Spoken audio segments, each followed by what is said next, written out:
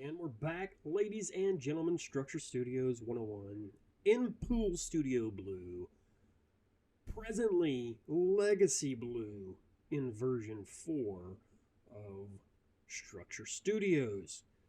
This is the VIP 3D full version 2026.1.4 is what we're going to be working in.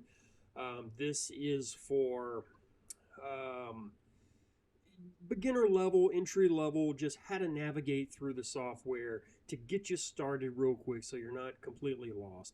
So you download the software, you open it up. It's going to bring you to this page here. You don't have any projects yet, but there's going to be thumbnails here when you do have projects as you populate your projects folder in Structure Studios. So what we're going to do is we're just going to select new. We're going to open it. We're going to start a brand new project. So we're going to click new. And let's give it a name. So we're going to go SS101 beginner level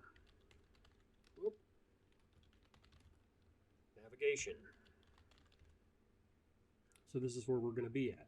And then you're going to name this whatever you want. You're going to client information. I usually just put in the address. It will populate if you just type in 1234 Smith Street and it picks it up. It'll come up as a drop down. You just click that. It'll populate the rest of this. So this is where we're going to start. New project information. Fill out your client information, project name, and click Start Project. Project name is invalid or use OK. We already have this going on. So we're going to type in 2026 and hit Start Project. Yes.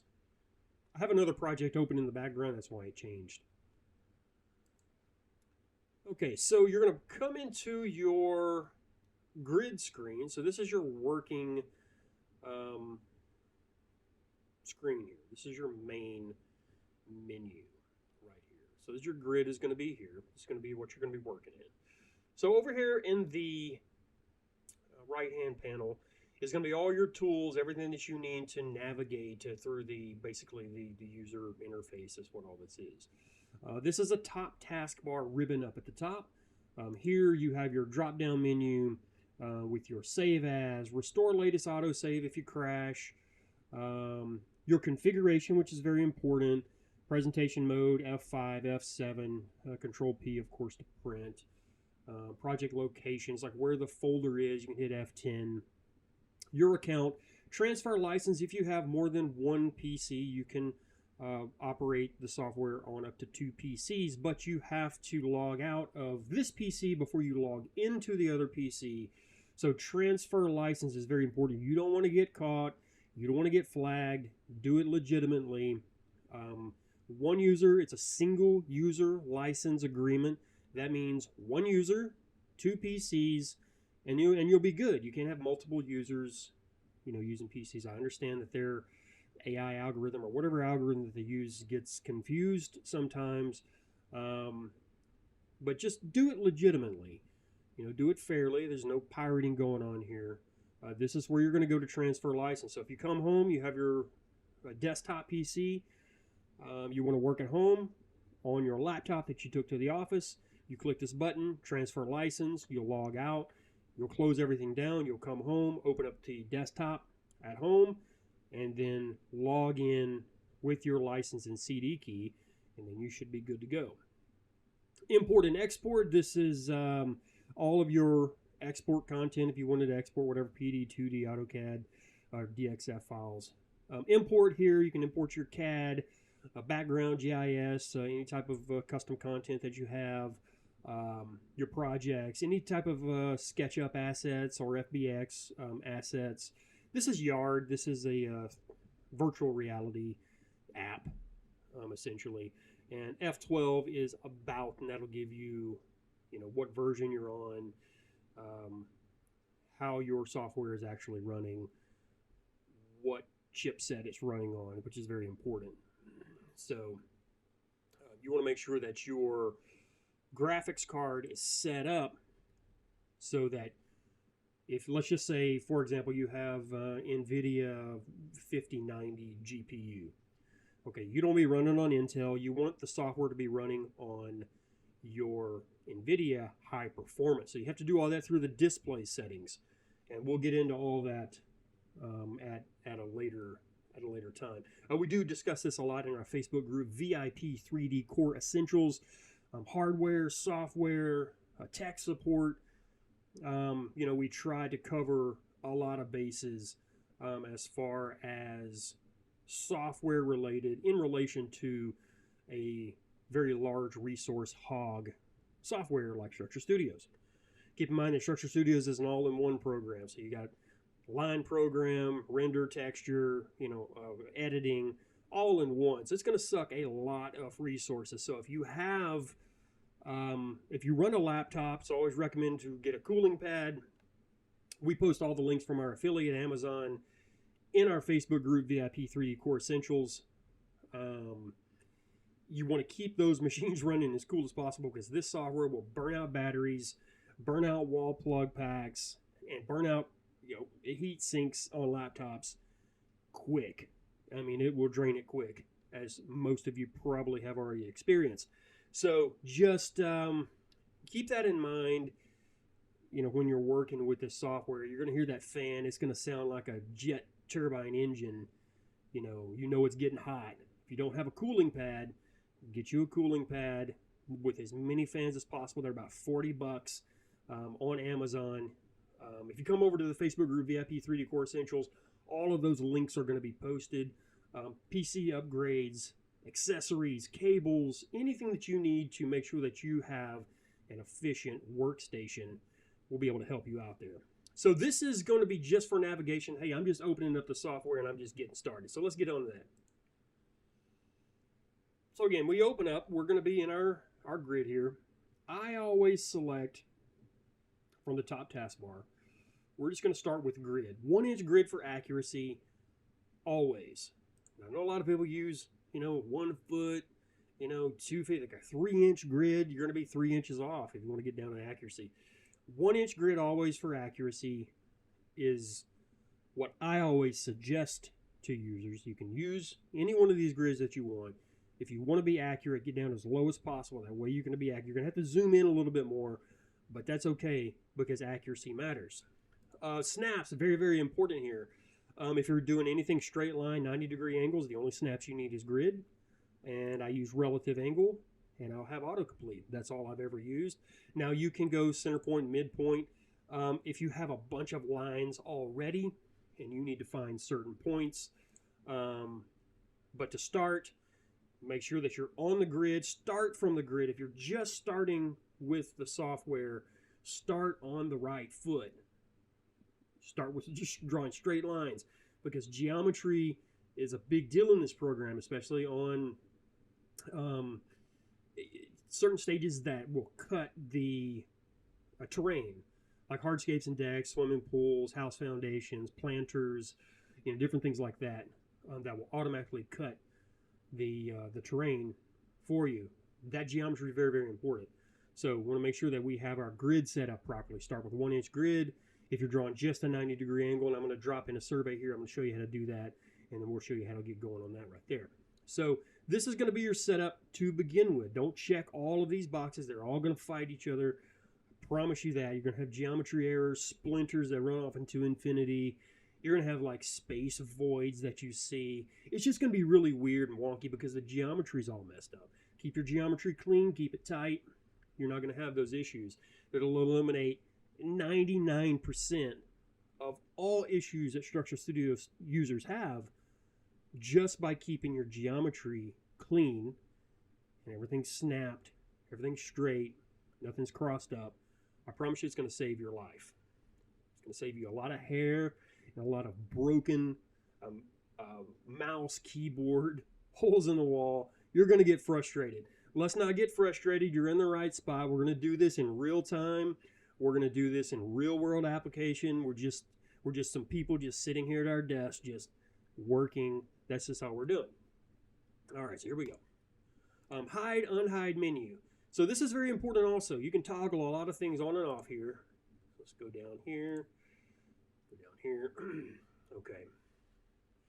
This is always going to come in with the 2D interior wall and 2D roofing unchecked. I like to check them especially when I'm in custom shapes and I'm drawing drop beams or columns or, something like that. You want to see the house interior wall and the 2D roofing while you're in 2D.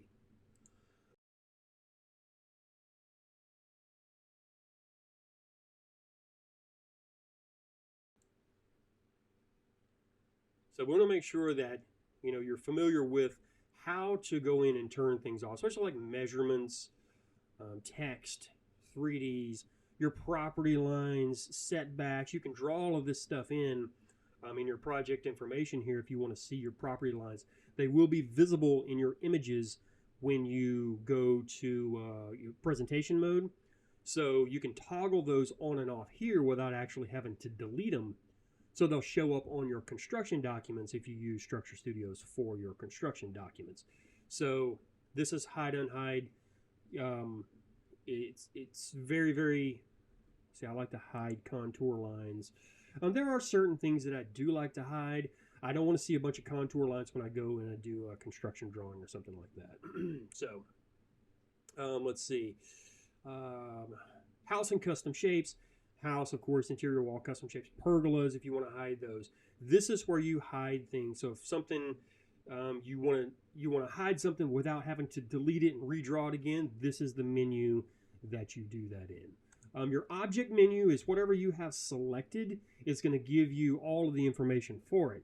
So if you have 500 square feet of hardscapes and decks, you're like, oh, I need this to be, 500 square feet, or I need to check and see what the square footage is. This is where you go. You'll hit the calculator button here, and it'll pop up. It'll show you what the object selected. It works well in plants and trees.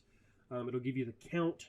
Like if you have 100 flax lily in your landscaping plan, and you select one flax lily, and then you select matching over here, matching, and you open up the object, it'll pop up here and it'll give you the exact count. So you know exactly how many flax lilies that you have. So this is the object selection tab is up here.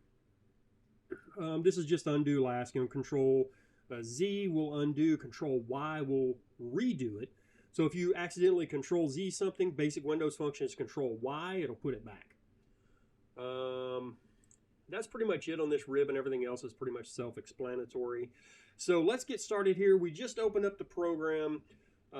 We have no idea what we're looking at, but we do need to install a background image. So let's talk about these tools real quick.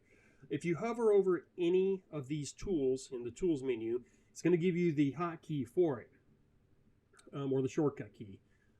So Q would be the move, rotate is W, scale is E, measure is C, and then text, of course, is Shift M if you wanted to use the hotkeys. There is a list of hotkeys. If you hit F7 on your keyboard and go to shortcuts, all of your hotkeys are going to be listed here.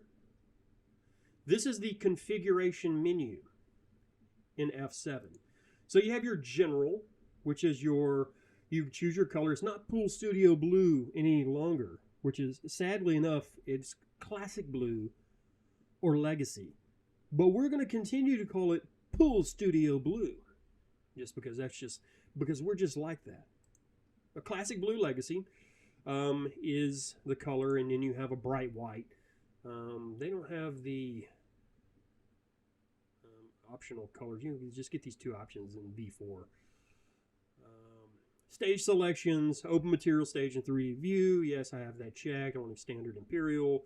I want to show fractions of an inch, because if I'm off and I'm on the grid and snapped and I see fractions of an inch, I know that I'm off somewhere. So I can zoom in, re-snap, get everything nice and clean.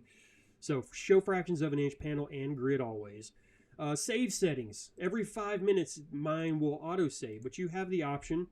I would put it on 5 minutes. Trust me, just set it to 5 minutes and just be done with it. Embed fonts, I do have that. Proxies, I do not have that. Anything that you change, click apply. Okay, 2D settings. This is going to go down to your measurements. Drawing size, small. That means anything that you draw or pull a tape on your measurement, this is what these are. You're going to set all of these snap sizes, units and inches. I want feet and inches. Let's see, height and depth labels, inches, location, outside or inside of the lines, like however you want it to pull. Orientation, follow or horizontal. I want to hide overlapping numbers. Show outside, inside angles. You can, but there's going to be a lot of measurements that's going to pop up, especially if you have your measurement sizes large. Grab handle size, you're going to see that. Grab handles are going to be, you'll be able to manipulate things in 3D. I like to see mine are small, but you can have them any size that you like. Scale is very important. You want this to match your Windows settings on your PC, your laptop, whatever it is that you have. You want to make sure that this scale is the same as your computer, laptop, desktop, whatever it is. You do that through your display settings. You'll see scale will give you a recommended size. Usually it's going to be 100% unless you have a massive screen. Then it might change a little bit. You just want to make sure that those are the same. Otherwise, your grid is going to be real funky, and you're going to see a lot of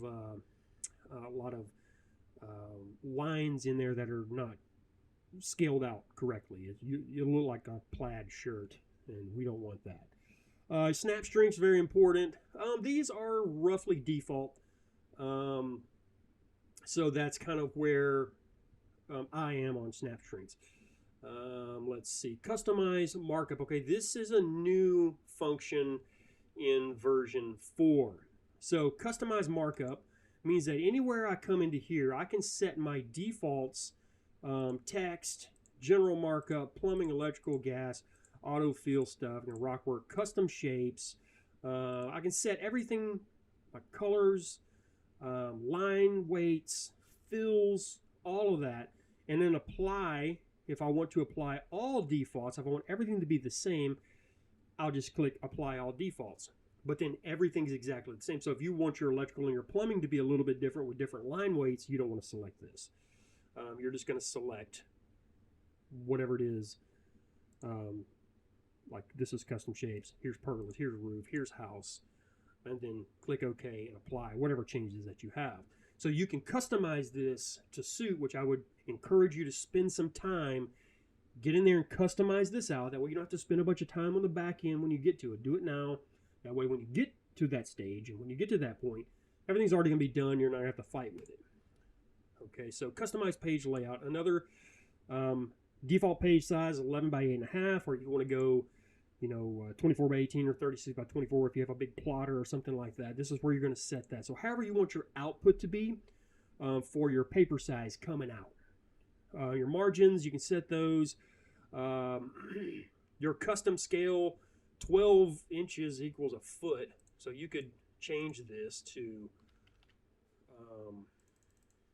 whatever you want it to be. So if you wanted a 1/4 inch, let's see, a 0.25 equals 1 foot, you could do that, custom scale, or you can just come into your drop down menu and just select something.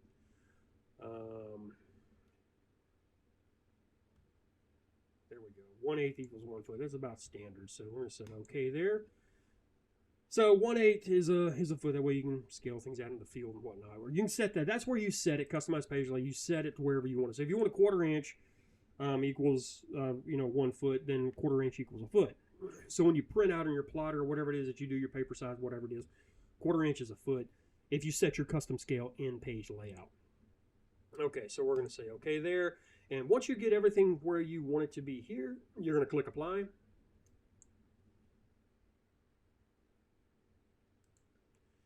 And then that will be it. 3D settings. Your PC should auto detect. If you have not set up your machine to be optimized on your high performance NVIDIA GPU, this might not be all the way up at the highest. It might be down here because it's going to detect your Intel default GPU and not your NVIDIA GPU. So you got to make sure that you set up your PC correctly. DLS high. This is with the if you have it set up for to run on your NVIDIA GPU. DLSS high, shadows, ray tracing on. I do have global illumination on. I'll check this on and off. I'll toggle it just depending on the model. I'll come in, and if it's too bright or too muddy or something like that, I'll toggle this on and off. Viewport scale 100%. Let's see. Virtual reality. I don't use virtual reality in here, so it is what it is. I have it set to high. Let's see. I don't want to show any of this. Objects, focus camera on selected object. That means it'll keep it, focused on whatever object that you have selected. 3D snap strength, I'm about quarter of the way up. Gizmo measure guide on drawn shades and windows and house decor. I want to see all of that. Presentation controls walk. This is where you set if you want to walk or fly speed, faster or slower, the camera rotation speed, like how fast, when you mouse, how fast it goes in presentation stage. This is where you set all that up. Okay. Here's your media tab, photo mode, the photo format, JPEG or PNG, however you want to do that. This is save the time of day and the FX. So whatever you save, like if you have this checked and you have like custom, you've set your default presentation settings, then you can save it and everything will be that way when you open it back up. Mine are always all different, but I use all the settings. It just depends on the model in this particular program. So I don't want it to save. I'm just going to open it up and it's going to be default every single time, and I'm going to adjust accordingly every single time. FPS, this is your frames per second. I have it set as high as it can go. They have you capped off at 60 these days. I used to have it set up like 120, but we can only get 60 now. Output is going to be MP4. That's your video stuff. Video quality, I want high, balanced. Ultra, it's not worth the time. Just keep it at balanced. HD bitrate, you want to record the sounds. If you have like birds and stuff and they're chirping and you don't hear them in your video and you're upset because you don't hear the bird chirping, this is probably why, because your record sound is not checked. So you want to check all of these boxes. Overlay, this is your watermarks. It's going to be up here. It's going to say VIP and artistic, representation or whatever. Uncheck or conception. Uncheck these boxes if you don't want to see the watermarks. This is where you do it in the media tab. Email, convert PNGs to JPEGs. If you want to do that, this is where you do that. This is your library items. This is just going through your configuration, how everything's set up. This is all default here. I haven't really changed anything other than open library automatically. I don't want the library to open automatically because I have a massive, especially in pools and spas, I have so many custom pools and spas saved in my library that it just takes a country month to open that thing up. So I don't want the library to open automatically because it just takes so long. It's like House Stage or a lot of other stages. And as you populate your local device with custom stuff, custom things that you've built in the program, it's never recommended to save any type of SketchUp assets to your local library. Just don't do it. Have a separate folder on your computer somewhere, and when you want to bring something in, bring it in from there as an import. Don't save anything to your local library. I promise you it's going to take forever to open these things up. Plus you're prone to crashes and data corruption and all that. You don't want to do that. New item indicators. So when you come into, let's just say we'll go in there a little bit later. You'll see a little green exclamation points. So if the developer comes in and changes something, you're going to see a little green exclamation point pop up. And you don't have to click an update button for that to happen. I clear mine constantly. As a matter of fact, I will go into, let's just say, plants and items. And then I'll expand the library on this side, on the left-hand side. This is the library. You see all the green exclamation points? That means that something in here the developer has went in and changed in succulents. So let's go and see what they have and what they changed. They changed the blue chalk stick. So when I click on that, the exclamation point will go away. So what I do is I come in and I want to see what was changed. So, and it could change for a number of reasons. It just become corrupted, or you know, something's not working right in the code, or it could be any number of things. So I always click on this just to see what has actually changed. So evergreens, there's some changes here of the bugleweed, English ivy. Okay, so let's look at these together because I want to see what they actually changed. This is the 3D to 2D button up here in the top ribbon. This is the 3D map. It's going to be cut out for you and be tree lined. So let's talk about that real quick while we're here. Let's go back to project information. Okay, a world size, if you're doing small residential stuff, 850 by 850 or 425 by 425. That'll bring the trees and stuff in the environment kind of closer to you so that you can kind of hide the horizon.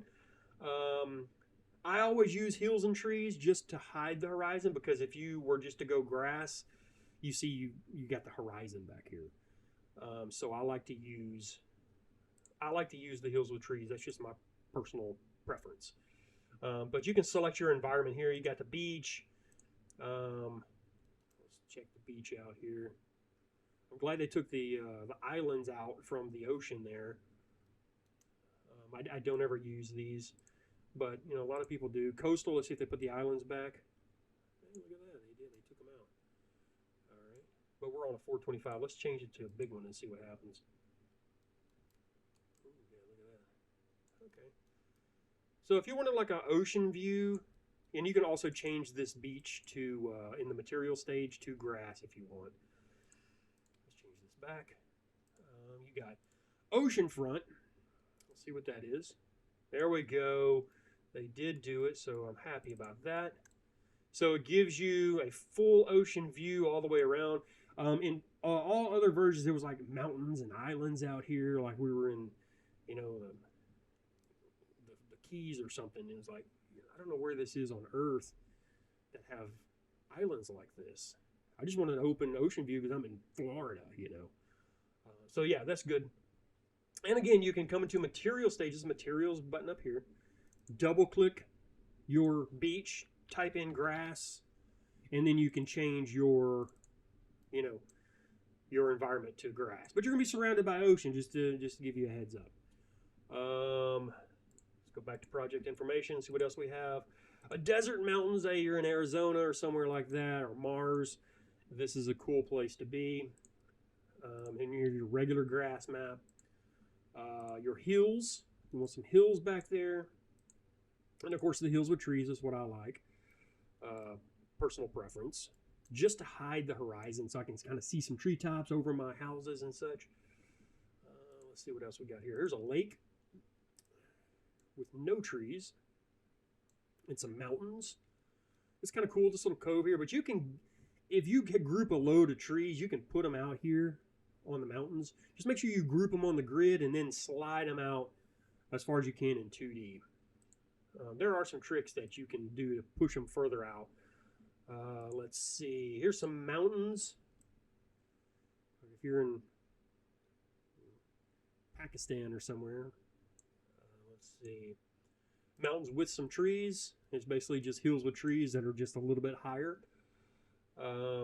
So I do use the mountains and trees and hills with trees as kind of what I personally use, mainly just to hide the horizon. That's what I do. So if I'm doing stuff up on the East Coast or up in, New York, that type of area, I'm going to use the mountains or trees to get a little higher because it's it's beautiful earth up there.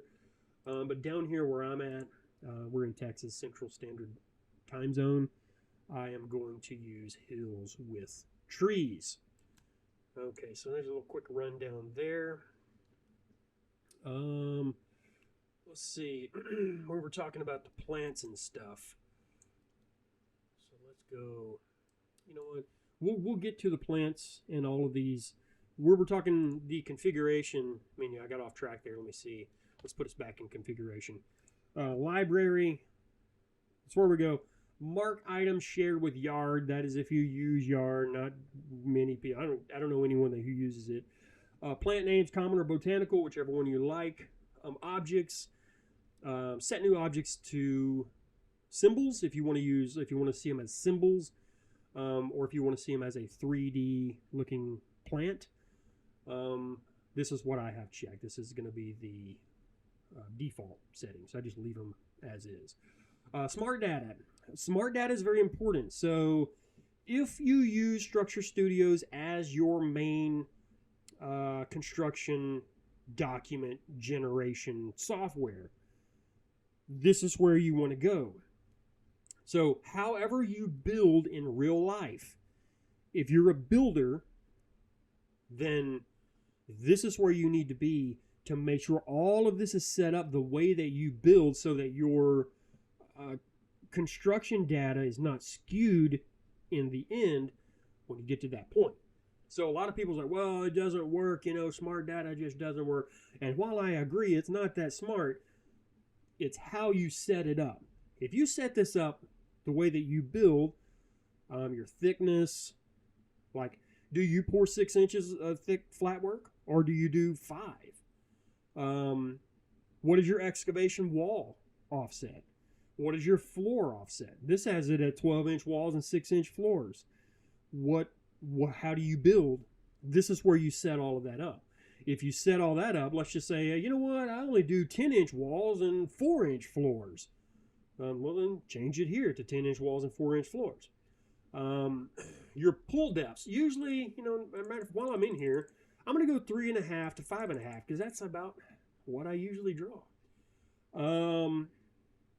Raised beam calculation. If you have any type of raised beam, you want to go square foot or you want to go linear foot? How do you do it? Most people are going to go linear foot. Well, what's the linear foot of this wall? Well, it's 21 feet. Okay, well, it's, whatever it is that you are charged per linear foot. This is where you set that up. Your rebar spacing. Vertical 8. So all your rebar in this program, these are default settings, is going to set this at an 8-inch grid. Now that's pretty robust. I personally, we build to 10. We're 10 inches on center. So we're 10 inches by 10 inches. Box beam, diameters. This is where you're going to set all this stuff up. Lap splices. I mean, it does get down to the detail. Overlap wall rebar with floor. Do you do that? Or do you do sweeps? How do you do it? Notch lights. Do you do notch lights? Do you include steps and benches with the gunite? If you do, which most builders will, that's going to be checked. Let's see. Concrete thickness. Oh, here you go. So this is your pull and spa data. Down here is your raised area data. So this is 4-inch flat work. Turn down calculation is going to be linear foot, or square foot, depending, whatever it is that you want to, however you do it in real life. You want to make sure that this is set up for your real life construction documents. This is where you go. F7 configuration stage, smart data tab. Step riser calculation. How do you want that, linear foot or square foot? Wood deck data. Board length. What do you want your board lengths to be? You want 20-foot boards? I mean, usually, what are they, 18s, 16s? I mean, it just depends on how big the deck is, but this is where you set all of that up. Miscellaneous height units, I want inches. And then once you get everything set the way you want it, be sure you click apply. Again, we've already talked about the shortcuts. You can come in here and configure this. You can change these shortcuts to suit. I have changed, I think I've changed one, and it's been years ago, and I can't really see what it was. It was, I can't remember which one it was. I can't remember, but I changed one because of the way that I use my left hand on my keyboard. But if you ever needed to know what your shortcuts are by default, if you're new to the program, this is where you go. Configuration, F7 on your keyboard, or you can click the Structure Studios icon up here. Whoops. Structure Studios icon, go down to configuration right here, click that, and there you are. What I did was I printed out this sheet and taped it to my wall, and I highlighted all of the hotkeys that I use all the time. K, L, S, H for carve. Circle is shift, hold shift and hit S. Let's see. Circle guide, circle, configuration, F7, of course, copy, of course, control C, cut, control X. Deselect anything, control D. These are just basic Windows commands. divide tools, T. You know, everything is here for you. I would, I think it was measurements. That's what I did. I turned that off. Measure tool, let's see, that's what it was. I can't remember what this was. It's been that long. I think this is what it was. But anyway, this is where you go, shortcuts, print this out, highlight what you're going to use the most, which is going to be your line tool, A, S, C, D, H, T. You know, these are your hotkeys. It's going to save you a lot of time learning and familiarizing yourself with the shortcut keys. So I would do that. This taped to my wall for probably 2 years. Now all of the A, S, D, I don't even know what that button is, L, because all of these keys are rubbed off on my keyboard. R, T, Shift, Control, everything here on my left hand, N, V, C, you know, just like your main ones. As you move through the software, you'll learn, you know, as you move along what you need to be quick and efficient. What we're trying to do is to eliminate clicks. The more clicks that you have, it's going to, you know, that's time. Spell check. Enable spell check. Please enable spell check.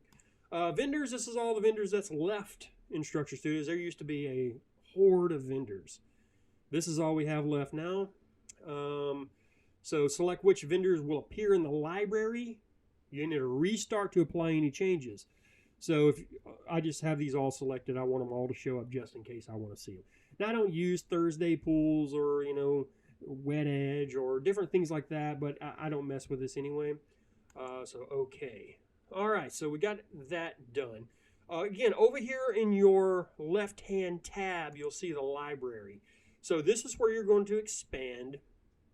This is your smart data area. Okay, here's your library.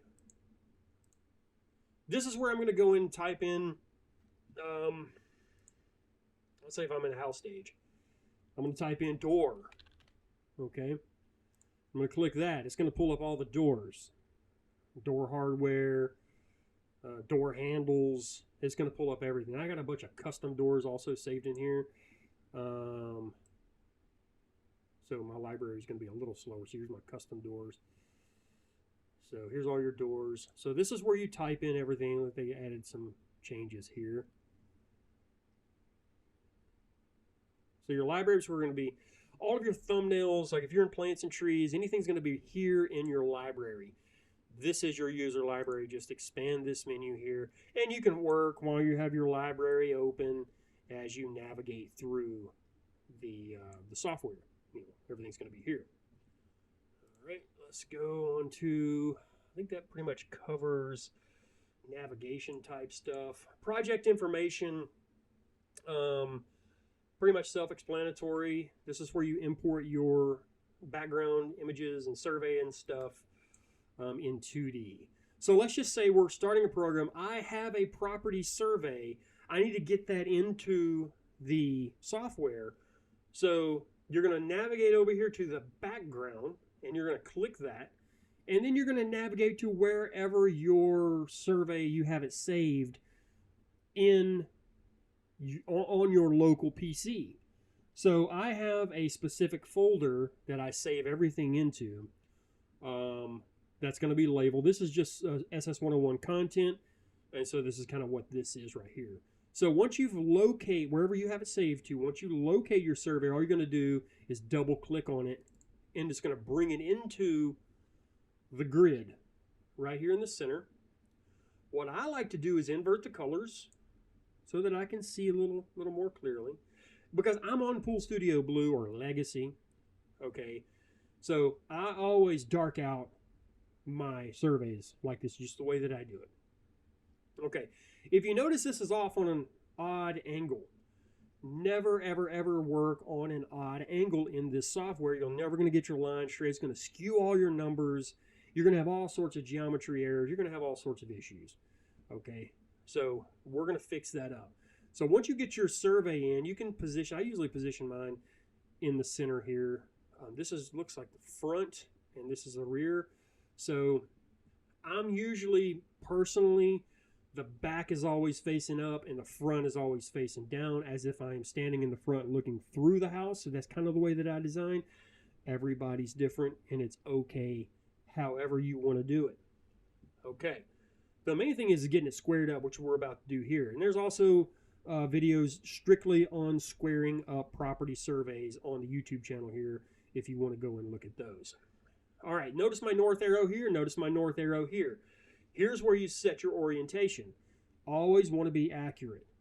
Always want to be accurate, especially if you're laying out landscaping. You need to know the orientation of the sun, you know, time of day. Is it partial shade? Is it full shade? Is it full sun? What is it? So I know what to plant there. This is very important. Plus, you get to show your clients, hey, look, this is why I put your sun shelf over here, is because it's optimal sunbathing time, and that's why I designed this way. So the why is always very, very important, and it's because you're paying attention to these details. This is where you do it. You can adjust your orientation of this arrow based on the north arrow on the survey, just like this. Boom, boom. Now we're done. So now we got that set up. If you want to draw a property line, that is totally fine. Keep in mind that it will show up in your images when you go to presentation stage. But you're going to see this the entire time that you're going to be in the program. And again, we go back to the hide, unhide. Instead of deleting your property lines, you can just hide them so that they don't show up in your final presentations, right? So let's draw a property line. So we're just going to click the Draw Property Line button, and I'm going to zoom in, and I'm going to see I'm snapping. That's because I'm on a 1-inch grid, and I'm snapping. I'm going to snap this right here. Oh, my relative angle's on. It's just not going to turn. It's okay. K shortcut key. Now I can move it, and I'm going to zoom in. I'm going to snap it right to the center here. I'm going to zoom out with my roller on my mouse. I'm going to zoom back in with my roller. And I'm going to click there. I'm going to zoom back out with my mouse. I'm going to hold the roller and move around. That's my move. See my little hand there? I can move the whole grid by clicking down on my roller. It's basic Windows functions. And I'm going to put the property line right there. Okay. Now watch this. Now, there's my property line, and it's going to show up. Just like that.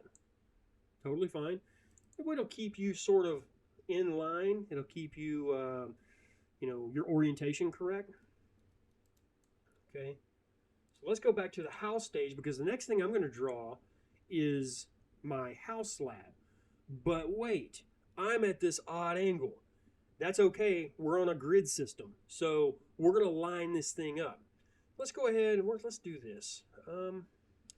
Let's delete our property line and line this thing up first. I kind of got ahead of myself there. It's okay. What I do, this is, and you'll see it in mostly all the videos, I draw a ton. L shortcut key. See, here's I turn my relative angle off so I can free this.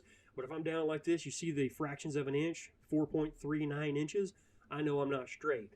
L shortcut key is going to snap me back to relative angle, which is what I want. So what I'm going to do is I'm going to draw a 90-degree angle, just like this. And I do it because I can see it in red. And then I'm just going to move it over. I want to make sure that I'm snapped. Okay. And you see how my survey is off? Well, that's okay, because we're about to square this bad boy up.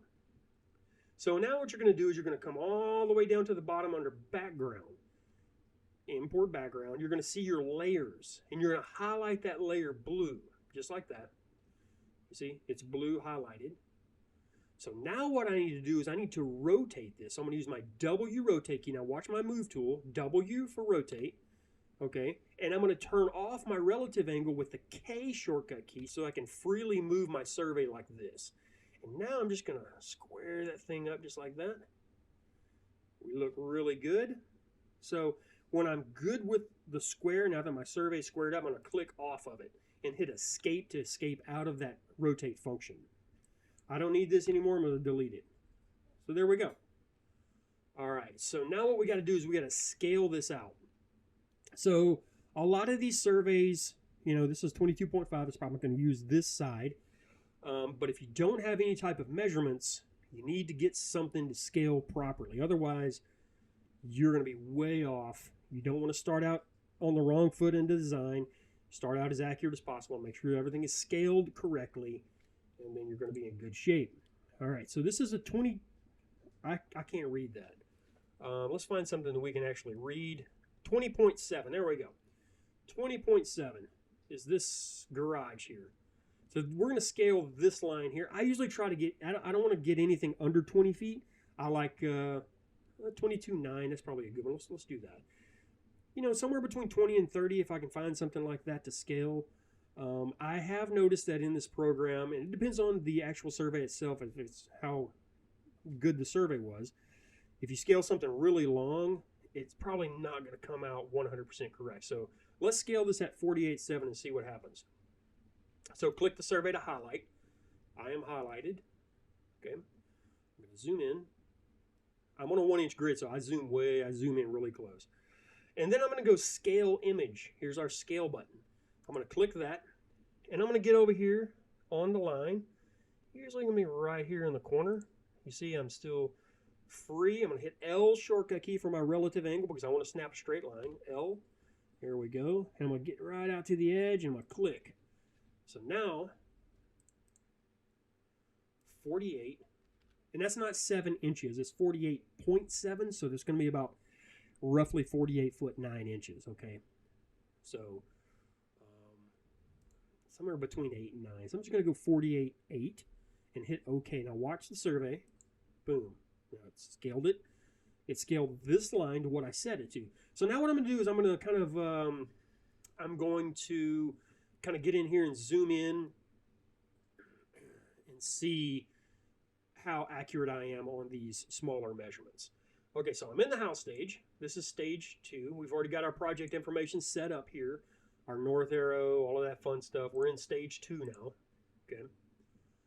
Now what I'm going to do is hit A, shortcut key for line in the house stage. So here's your tools menu up here at the top. If you hover over any one of these tools, it's going to give you the shortcut key. And you'll learn as you go along. Tape the shortcut key list to your wall, and you're going to be good. Just stay with it and be consistent. Line is A, so we're going to go A for line. I'm going to get out here on the edge. This is a 20'7", so let's see what we got. Look at that. So it's going to be pretty close. Let's see, 23.1. Yeah, it's good. There we go. And these surveys aren't always going to be 100% accurate. Just as long as you have the measurements correct with your lines, that's what's important. So if it's off a little bit, stick to the lines, especially if you measured this yourself. If you went and measured all of this, stick to your actual site survey lines, like the measurements that you picked up on site. Stick with those. All right, so this is an attached garage. So escape, I'm going to delete that. Now what I usually do is I'm going to draw my whole foundation with the attached garage and everything as one piece, and that's going to be my base, my floor, first floor walls for this particular house. And so I'm going to start, just pick a corner, A for line. You see I'm snapped, and now I'm just going to start tracing. 27.5, I believe it. Yeah, there's, look at that 27, there it is. And then, there we go, look at that, we're all good. It looks like 8.8, yep. Now 3.9, perfect, that's 3.11. Okay, so we're good on the scale.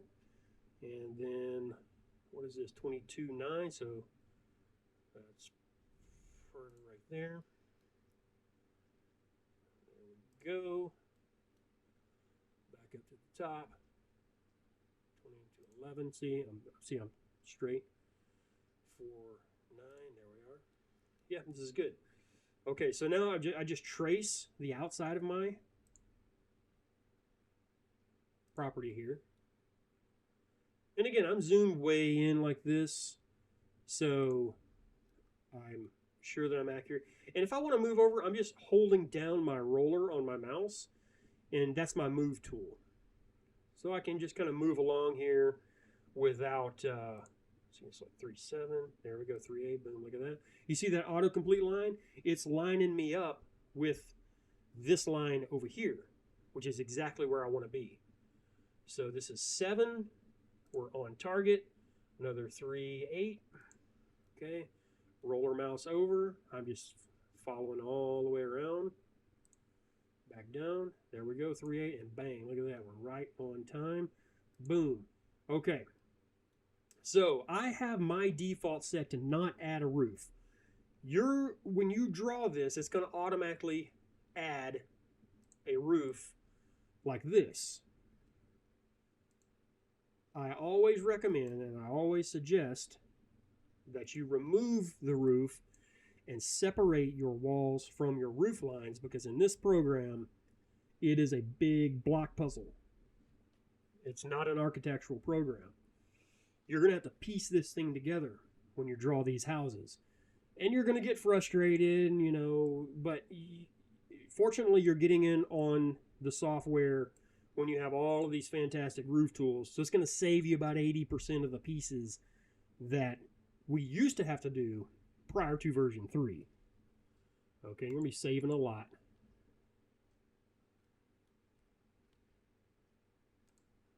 Okay. So it's going to add. So to do this, now you're in House Age, you've drawn your base. Now Structure Studios on default is going to make this a 10-foot plate. So it'll be 10 feet, just like this right here. So not all houses are going to be 10 feet, so just make sure that you measure from the ground to the bottom of the soffit to get your actual plate height, especially if you were attaching any type of structure to the existing home. You want to make sure that plate height is correct. Otherwise, you know, 10% of material costs could lose you the project. So you want to make sure that your numbers are accurate also. Mine defaults in at 9. So that's kind of the way I have it set to default.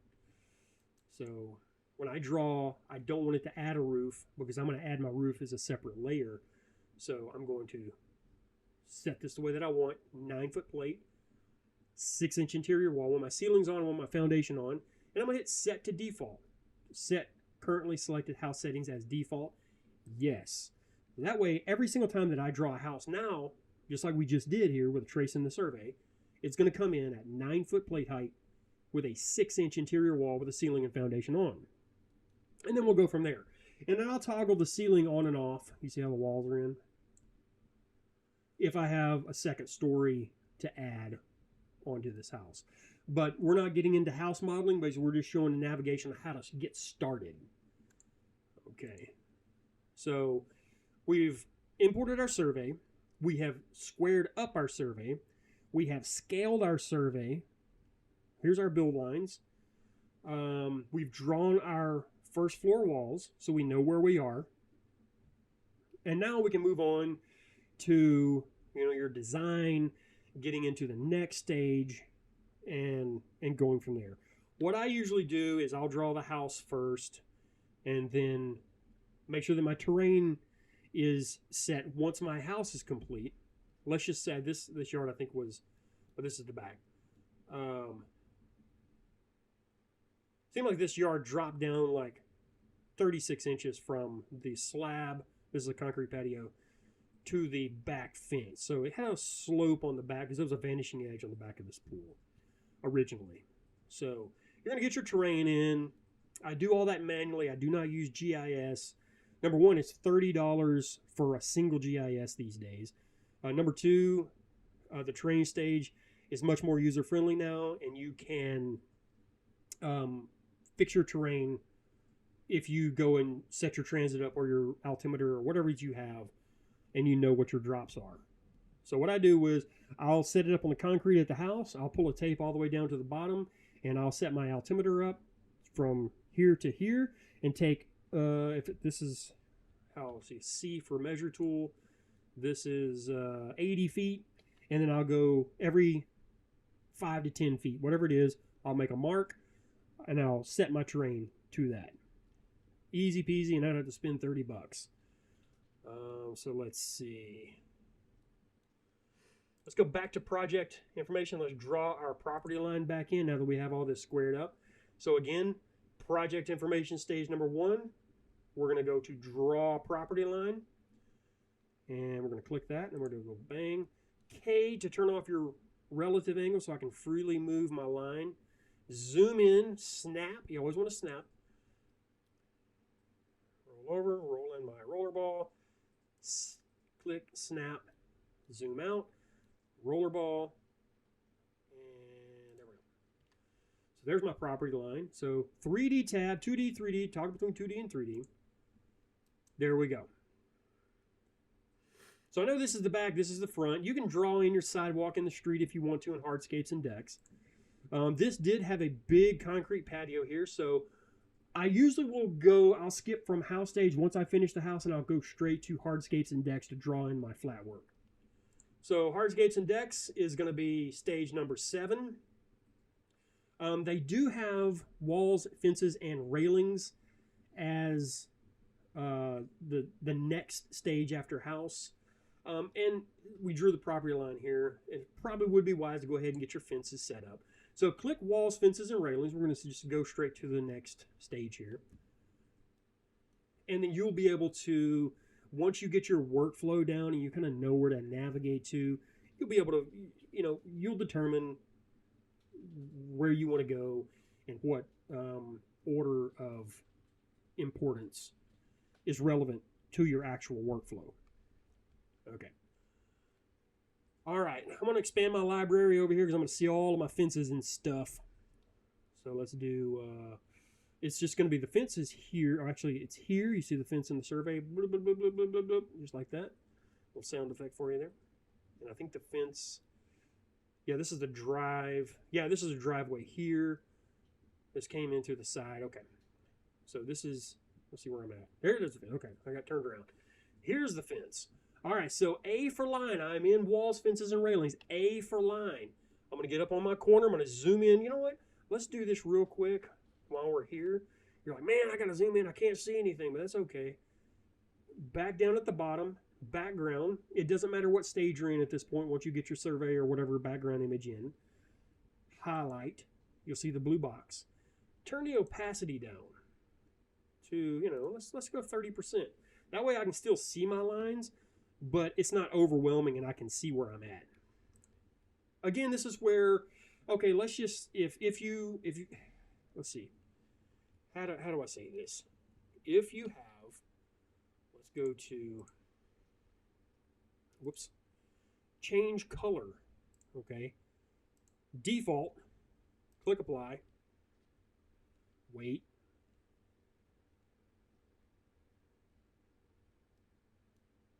it's going to take a minute, so we're going to just sit here and twiddle our thumbs a bit. There we go.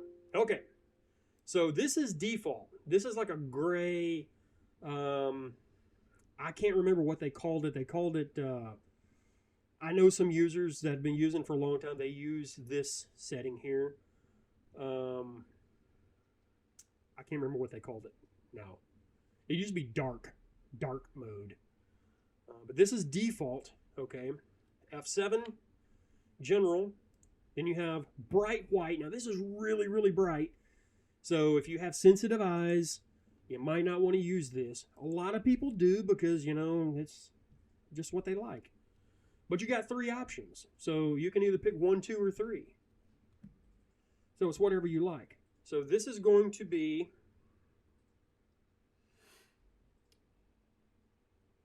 your bright white. There we go. Click OK. Look how bright that is, man. That is like extra contrast. I'm like, oh my God, I can't see anything.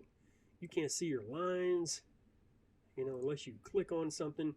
So this is why I've always used Pool Studio Blue, which is classic Blue Legacy. Hit apply. That's the reason. But it's whatever you want. If you like white, by all means, let's go white. If you like the gray, the dark, go gray. There is more than one way to skin a lizard. for all you cat lovers out there. All right, so let's wait for this to change. All right, now we're back in business. So this I can see, I can see, and it doesn't fry my retinas looking at this, and I can see my lines.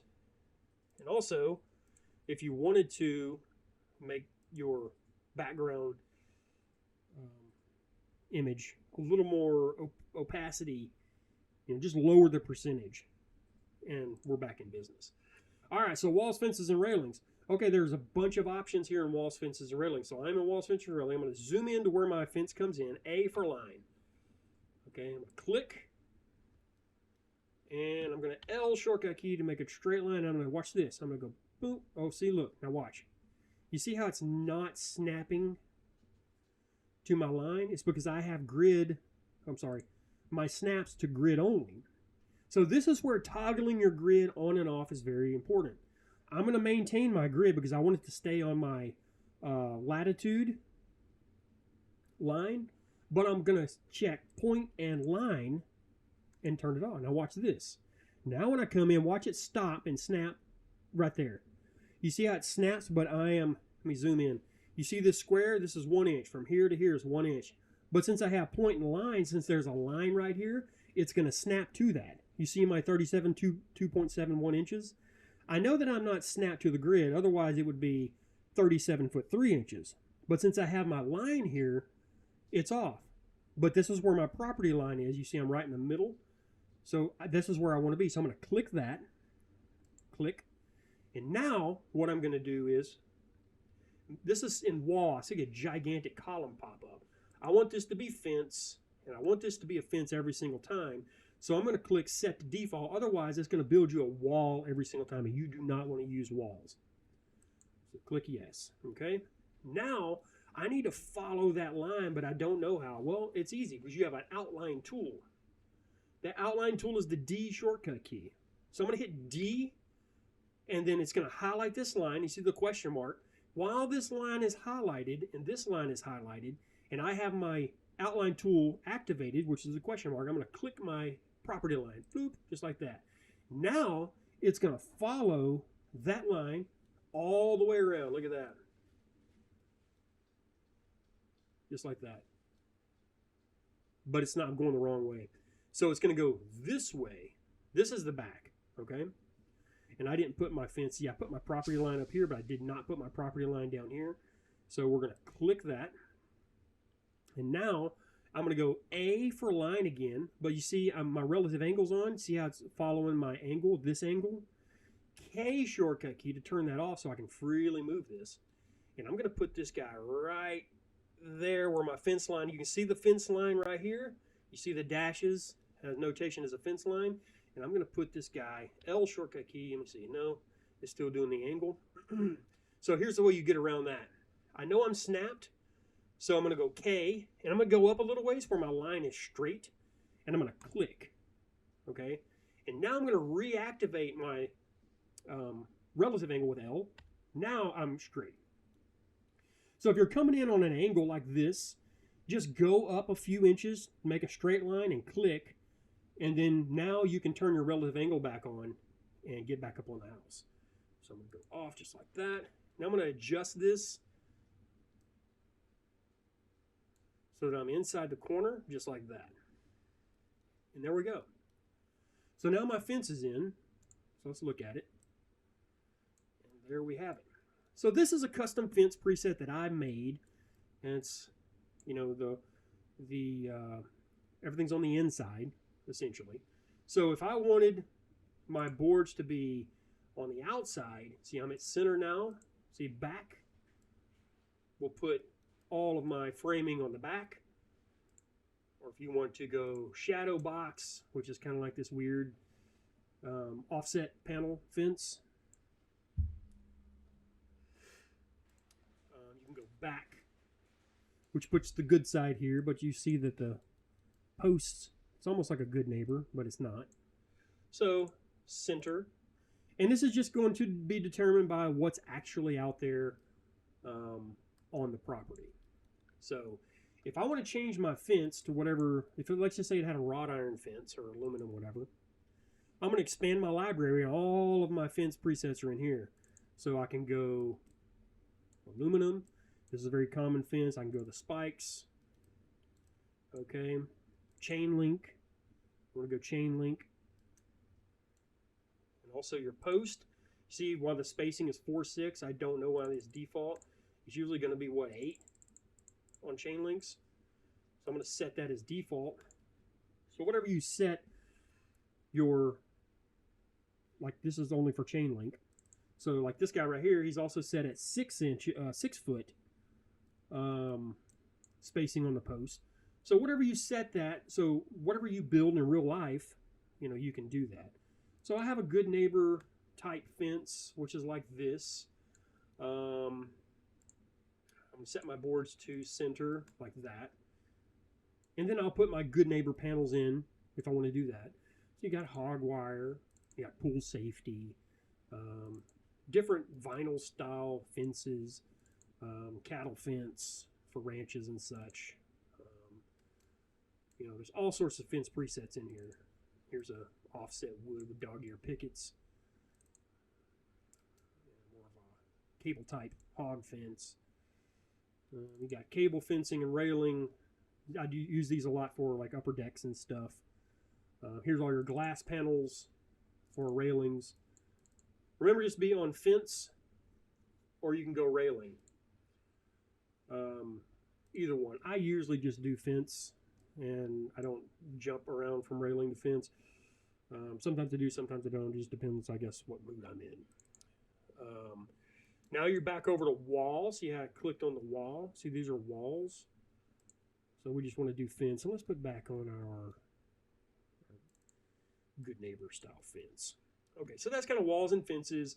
Boards, you adjust all your posts. You can have post caps and skirt styles. If you click on this, it's going to open up all your cap styles for your cap and skirt. You can do that. It's going to pop up in your library if you have it expanded. So make sure that your library is expanded like this. Okay. Get your fence and adjust everything that how you normally would build or however it is. Once you get all that set, click Save as Default. Click Yes. So every time that you use that particular fence, it's going to come in the same every single time. So it's going to save you a lot of adjustments and clicks. So we're all about time efficiency and clicks. Okay, let's see what else we got. You can link your railings and your fence to certain objects if you want to do that, just like you would do steps and benches and pools and spas. Elevations. Lock shape is very important so that you don't accidentally move. You know, I can't move. See, it's locked. I can't move it. So usually I will lock my fences in place and I'll lock my first floor in place so that I don't accidentally move it off of my grid snap. Because once you lose your grid snaps and you don't think about it and you get far into the design and you realize, oh man, I'm off, there's no going back. So it'll take forever. So make sure that you stay on the grid and your grid discipline is strong from the very beginning. It's going to save you so much time and frustration on the end. I promise you that. Okay, so here's our yard. Let's see what's next here.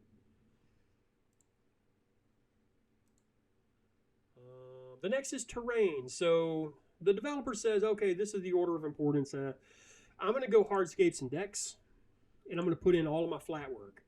So basically it's going to be like this right here. See, my house is locked. So I'm in hardscapes and decks. A for line.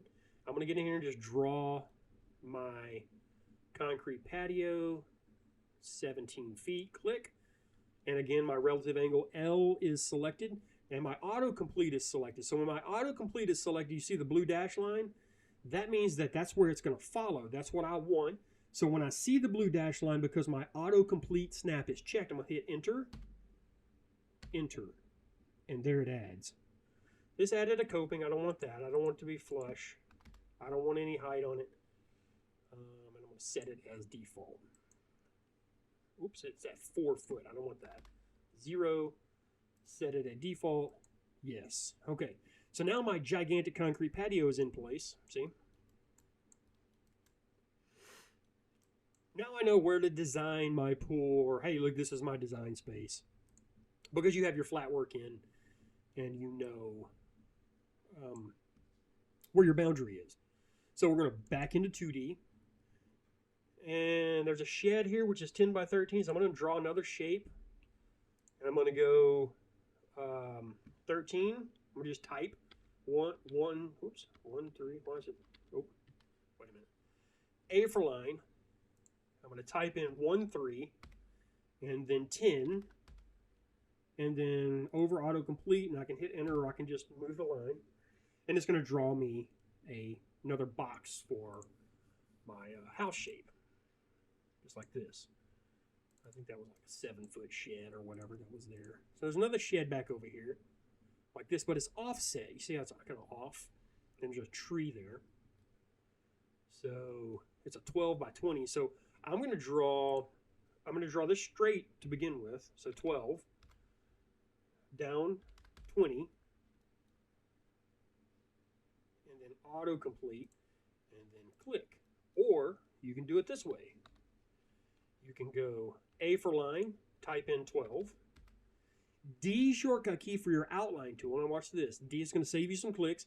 D, click it, and go 20. Now watch this. Let's see if it goes. Yeah, there we go. 20. Boom. Sometimes it'll go the opposite direction. If it goes the opposite direction and you don't want to change it, just hit a negative 20. So minus 20, and it'll put it back down. So now that this shed is in, and I know that it's square at 1220, what I'm going to do is W shortcut key, K to turn off my relative angle, and I'm just going to kind of eyeball this thing into place, just like that. So now I got my structures in. Here's my AC, and there's a generator pad here. So I do those in hardscapes and decks. So we're going to back up to my menu, back down to hardscapes and decks. Make sure that L, your relative angle, is on. A for line, and just trace this out. So this is going to be like a 3 by 4 generator pad. Whoops. Okay. Now I usually set these at like +3. I don't want to follow terrain. And I'm going to hit Control-Z, Control-V to copy paste. And it's going to be a 3 by 3. Whoops. 3 by 3 AC pad. Okay. And then there was something here. I'm not sure what it was. I think it was an AC also. So we're going to draw this in at 3 by 3. And this one touched the slab. So again, my height set at 3. Follow terrain is off. Flush. I want it to be just a regular concrete. And there we go. So we got 2 AC pads and my generator pads in. So all of that stuff is done. So I know where to work around. So your mechanical is in. And I believe it seems like they moved the shed, and I put the pull equipment back here. This is an old survey.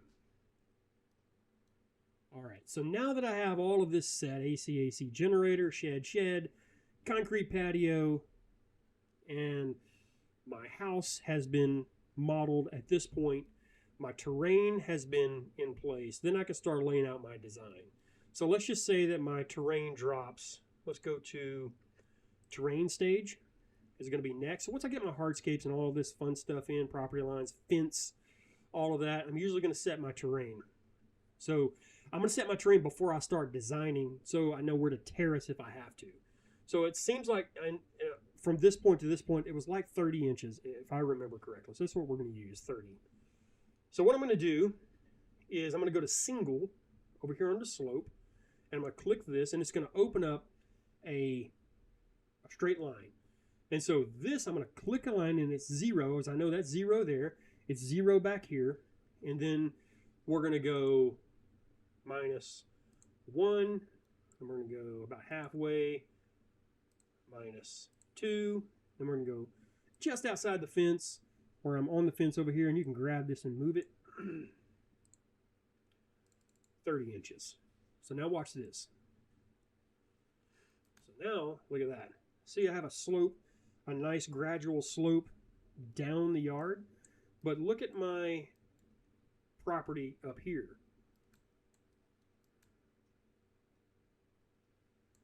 See, my hardscape for some reason was defaulted in at follow terrain. I don't want it to follow terrain. I want it to be at 0. Just like that. But my house is up 1, just like this. Now, in V3, it used to fill this like hardscapes and decks. Like if I were in the house stage and I had my foundation selected, it would fill this in, this gap. For some reason, it doesn't do that anymore. So what you have to do is drop your house down. It's locked. We got to unlock it. Auto elevation. You see how it changed? It's supposed to be at 0. I'm going to drop it down 1, but I got to add 1 back. Okay? Because this is my 0 here. So I want to be 9 feet plate above this level, not down here. So if I dropped it down 2, I would have to raise it up 2. Okay. This, same thing. Auto elevation. We're going to go 0. There. And it's only 7, so I'm going to go 1, 2, and then 1, 2. Okay, so that's going to give me 7 from here, from 0. And then you can adjust all of this later. I just want to get everything right at this point. So that's the terrain, how you set terrain on 0, 0, 1, 2, and 1, 2. Okay. That's just the way that I do it. Everybody's going to do it a little bit different. This is just the way that I do it. I'm just setting up a base right now in the software. We're just setting up a base. We're not doing anything, you know, additional, showing you navigation, how to draw shapes, different stages, and then, you know, there are 100+ videos of more complex house modeling. You're getting into the model detail and stuff like that. That's all on the YouTube channel as well. This is just for just starters. Hey, look, I don't know what to do. This is what we're showing you. Okay, so now we got this guy here. Now we're good to go. So back into 2D. So let's just say you're ready to draw a swimming pool, or a swimming pool. So pools and spas, stage 5. We're going to click that. Mine takes forever to load because I got tons of custom pools and spas in my library, so it takes forever. So now you're going to get into your design aspect if you're drawing a pool. Okay. Let's just draw something in real quick. A for line, and let's just say we want a 30 by 14. I'm going to draw 30 feet. D shortcut key for outline tool. Click, move over, and we're going to go 14. Click. There's my pool. I do have 16-inch coping because that's the way that I build them. Square lip, 2, it's fine.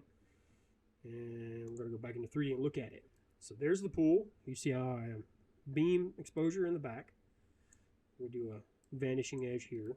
We got this space in between the existing concrete patio. Let's just say we want to move it closer to the patio. I'm going to go ahead and touch the patio concrete with my pool coping. Leave the space around here. Now you can add, you know, whatever it is that you want to add. So we're in pool. You see I have pool selected. So I'm going to click off. And let's just say I want to draw a hot tub up here. I'm going to click spa. Now I'm just going to draw in my hot tub. 7 by 7 standard. Click. There is my hot tub. So middle, I snapped. And this is going to come in at default 2. I don't want it to be default 2. I want it to be default 1. So it's whatever your default is. So once you get this set, I want the depth to be 4. I want it to be square, let's just say 2 inches. My coping width is going to be a 1 foot, water level 3, water line 6. And once I get that set to where I want set to default, yes, that way every time that I draw a hot tub, that is my default. Okay, so there's that. This is probably not legal being this close to the AC, but we're just going to ignore that right now. because I'm just showing you how to navigate. All right, let's just say we want to add a spillover. Oh, also look at the pool depth. You see how it's sloped this way? So back into 2D. I'm going to click my pool. Click. I'm going to go to single pool slope. Click. It's going to come up. It's going to be going this way. W shortcut key to rotate. L shortcut key for relative angle. And I want my deep end to be down here. And I'm just going to rotate it just like that. See? Click off or escape. Okay. Now when we go back in and see my pool slope is correct. All right, let's just say we want to add a spillover on this corner. Highlight the hot tub. Go into 2D. Over here you have an insert spillover button. So click. And I'm going to come 6 inches off my beam. And then I'm going to grab, whoops, I'm going to grab that one outside. Click this, drag it all the way around, 6 inches off. And now you have, let's go back into 3D here. You have this weird looking spillover. Let me show you how to fix this. Number one, turn your sound volume to 0 because I don't want it to sound like Niagara Falls. I have blown out clients' eardrums on the big screen at the design studio because my volume was at 50, and when I clicked on the 3D, it's just like bang, scared everybody. We don't want to do that. And have you ever seen water spill like this? The answer is no, you haven't. So this is how to fix this. Don't be one of these modelers in the program. Watch this. Make this a reverse negative edge. Click. Okay. Set this to 2 or 3. And now you have a legitimate spillover that's more realistic than whatever that thing was on the forward negative. All right. So you also have spillover, which is this thing, which is absolutely awful. You have forward negative, which I could understand this one a little bit. Then you have a tiered, that you can tier this thing down, which is pretty cool. I use it sometimes. Most of the time I'm using this reverse negative. Set it to 3. Water flow, yes. Let's do a little foam. You want a little water splash, but you can turn that off if you want to. Just like that. Let me show you what else I like to do when I'm at this point. I like to see water ripples, so there is going to be water ripples, so you can do that in presentation stage. So I'm going to go ahead and set this up in presentation stage. So we're going to presentation stage. First of all, I'm going to change this to HDRI because I like the way it looks better. My lens is always going to be at 21. Whoops. 21. Okay. And down here, water disturbance. I'm usually low on water disturbance, but I turn my ripples up. See how the ripples? It's a little more realistic, on the ripples. Water reflections. The acoustics is absolutely awful, so I turn those down or off. Wind stream, I usually turn that down because I want to see more water ripples. Let's do like a 2 or 3. Water reflections, yeah, we'll go there. Sun glitters, well, not be that much.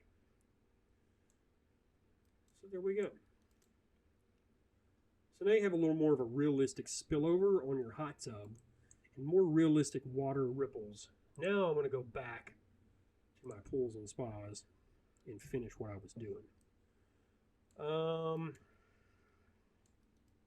This is default. I don't know what kind of interior pebble this is. I always change this also. So in material stage, up here at the top, you have a quick guide. You have jump to design, okay, which is take you right back to project information. This is your quick materials. They're going to get you into materials. So what I like to do is I like to come in here because I don't know what this is, and I'm going to double click, and then I'm going to select matching to pick up everything that I want to change at once. So it's going to pick up everything. Okay. Now what I'm going to do is I'm going to open my library on the left-hand side, expand. I'm going to type in pebble. And I'm going to change this to like an aqua blue pebble. There we go. So it looks much better. I usually make mine a little bit larger because I like to see it. And then I'm going to hit set to default, just like that. So now every time I draw a pool or whatever it is I draw, it's going to default for this pebble and not whatever that other material was that it put in there. Okay, so there's that. And there's usually not going to be tile all the way around the hot tub like this. So while I'm here, I'm going to just grab this coping. I'm going to double click to highlight the coping, Control C to copy this material. And then I'm going to, now watch this, I'm going to double click the hot tub. It's going to highlight the whole thing. But I don't want that. I want it to start here. So I'm going to double click this, hold Control, one click, hold Control, one click, and hold Control, one click. I'm back around to the other side. Hold Control, one click, hold Control, one click. And then while just what I want is selected, Control V to paste, and there we have it. Same thing with this. I'm just going to double click the pool and hit Control V. And I'll change this material later. Right now I just don't want to see tile. Alright, so now we got that established. Let's go back to Pools and Spa. Oh no, see my library? It's going to take forever. Oh, there we go. Now I'm frozen. So I accidentally left my library open when I went to Pools and Spas. Now it's just going to take forever. Because my library, I have been trying to reduce my library, and there's so much stuff in there for so many years that it just takes forever. I got to go in there and clean it out more, otherwise it's going to be like this. And eventually, if you don't stay on top, like I have neglected it for like 3 years, if you don't stay on top of it, you're going to have long library load times, especially if you have tons of custom stuff. Like if I'm in Pools and Spas and I expand this library right now, it's going to take probably 8 minutes to load that library. Okay. So just to let you know. So in 2D, if you go into 2D and you load the library, you're going to be all right. Okay, so let's just say we want to add a spillover on this end of the pool. What I usually do is I'll do it in Spa, and then I will get out here, and we're going to have to make some adjustments here. So I'm going to go start here, go to the beam, click D, shortcut key for outline tool. Let's say we have a 3-footer. Remember that my coping on my pool is 16 inches. So I'm just going to change this to 16, just like that. Okay, click. So now I'm up like this because I'm in hot tub, but it's okay. You want to lower and adjust the height. You're going to go down one, whoops, down one, just like that. Now I can add my spillover down here. So recycle. So now I want the spillover on my pool. So I'm going to highlight the pool, insert spillover over here in your pool menu, insert spillover, click. Now you can add your spillover. And you can make this whatever you want. If you want to put some columns on here, we can put some columns on here and do whatever it is that you want. So we're going to go here, and there we are. So because I set my spillover at my default, which is negative, reverse negative at 3 degrees, no sound, now I have a spillover just like this right here. Now you can make that like a 15 degree or like a 12 degree. It's like whatever you build in real life. Is what you're going to make that. It's probably a little too much. Probably go 5. So about a 5 degree that's about standard, about 5 degrees. Now I have a spillover, and it doesn't look like this, which is crazy. That looks awful. I like, like a little more realistic there. So that's where I like it. And you can do whatever it is that you want. If you like that Niagara Falls look, by all means, you can absolutely do that. There is more than one way to do things in this software. Okay, I'm going to double click this in my material stage. Double click or highlight sections. Control C because I want to click that. I want to pick that up, and then I'm going to change this. Control V. Change that material. Let's see. I'm going to do Control C on that material. Click. Hold Control. I don't want that. Don't want that. Don't want that. Don't want that. Oh, I do want this. Click that. Hold Control. This is just basic Windows functions, and then Control V. There we go. there, and there we have it. Now you can set this depth, whatever it is that you want to set it to. So, I mean, it just depends on like what your load is, your bather load, and what the actual specs call for the depth of this basin. But you can do that right here and set it right there. All right. So that's basic. You know, hey, look, we got the housing. We got the main thing, most important, getting your project set up. Your setup from the very beginning of this video. Get your project set up. Import your survey correctly. Scale it correctly. Square it up correctly. Draw your property lines in. Get your base foundation of the house. Your first floor walls. Get your hardscapes and decks. Okay, you got your first floor walls. Any structures that are staying on site, locate those. Just go ahead and get those out of the way. Any mechanicals, here's your AC, generator, AC. Get those in place. Any existing concrete patios, hardscape that is staying, get that in place. So we got all that done. Your fence, property line, got all that done. So that's basic setup on just getting started, so you're not lost. As soon as you open the program, you can kind of follow along in this video and kind of move through and get the essentials done, so that now you're ready to get into the fun stuff and start designing your layout. Because you know everything is accurate.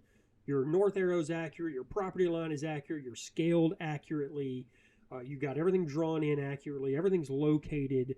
If you wanted to add in the oak trees, the existing oak trees that are staying, click off of here, go to plants and items, expand your library, click up here, you can type in whatever. So I'm going to type in oak. Now keep in mind that they ruined all the trees in this software. Everything in here is a big fat lollipop now. They literally suck.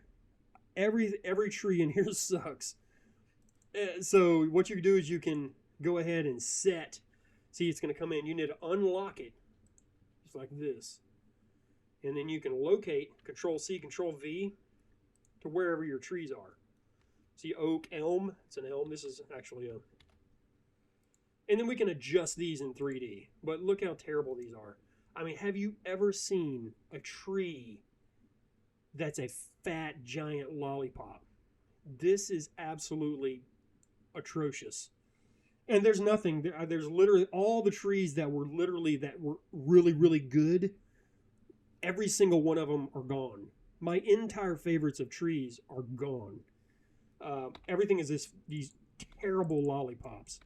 Whose ever idea was to alter every single tree in this program to a lollipop needs to be fired immediately. That's how strongly I feel about this. Just absolutely atrocious. You can get away with some of this stuff. E button to scale or E hotkey. But the trunks are just terrible. You've got like, there's a 3-foot trunk and then this fat lollipop on top. Just absolutely appalling. Just horrible. Absolutely atrocious. So you can scale these. Let me show you this real quick. Don't even try. You just don't even try. It's going to suck no matter what you do, because they have just ruined every single tree in this program. You can go up to Object while you have it highlighted. Click Object. And now you have this Scale Unlock function. This is one of the best functions that they've added in the program after years of asking. So you can unlock the scale. So what this is going to do is it's going to give you control over X, Y, and Z. But there are negatives to this. So let's just say this tree hit E, shortcut key for scale, E. Now you see the grab handles pop up on the X, Y, and Z. Now I can make this taller, but it's going to skew my leaves. You see how terrible that is? So you have to be, do it very subtly, okay? Otherwise, it's going to really skew it, to the point where it's going to be, it's already terrible, okay? And no, there aren't any good trees in here. They're all gone. They literally, V4, annihilated every single good tree that was in this program. Everything is going to be this fat, round, bowling ball, lollipop garbage now. So just move along. So once you get this tree kind of sorted the way that you want, back into 2D, and then you can, let me move this in place. I can kind of place them. Yeah, it's very upsetting. It's like my entire library was, you know, just gone. So let's just say I want to make this larger. Now I've got the, like the height scale kind of a little bit where I want it to be. Double click, turn, relock it, and that way now when I go to scale, I can just scale the size by itself. But if you're looking for great looking trees, and mostly all the plants in this software, you're not going to find it. So just get something close, and I guess just cope. I don't know what else to tell you. It is what it is. Es lo que es. All right, so. All right, let's jump back into Hardscapes and let me show you something else real quick. We're getting to the 1 hour 30 marker here, so go back into 2D, up our top ribbon, back 2D, taskbar, click. Let's just say there's some steps that come down off of this patio. Now you have options. You can create staircase. Click this button here, click, and it will snap. Okay, now it's going to add however many steps automatically to get down to grade. So let's just go ahead and roll this all. Let's just say that we're going to go all the way like that. But let's just say I want 15-inch steps. So my width, I'm going to make them 15. You can do, let's just say I want to add a coping, a 2-inch, and then we're going to go back into 2D and look at it. There it is. So it added this additional step. I don't know why. So we can take that off, click. Now what I like to do is convert this to hardscapes. Convert. That way I can adjust it now. And I can put some decking down here if I want to. So I'm going to go A for line, click, to the corner, click, D shortcut key for outline tool, and just make like a lower area. But I need to drop this down like this. Now I can step off into the yard. Let's add a coping to match. So square, 2, here we go. All right, now you can add like a fire pit area here if you wanted a fire pit or whatever. The way I do my fire pits is hardscapes and decks. Draw the size of the fire pit. Let's just say you wanted a 6 by 3, 6. D shortcut key for outline tool 3. So you went the other way, it's okay. I'm going to go, I want to line it up. Let's say I want it in the middle. I'm going to draw myself a guideline. Click. Drop that on there like that. Guideline. See, now we're all square.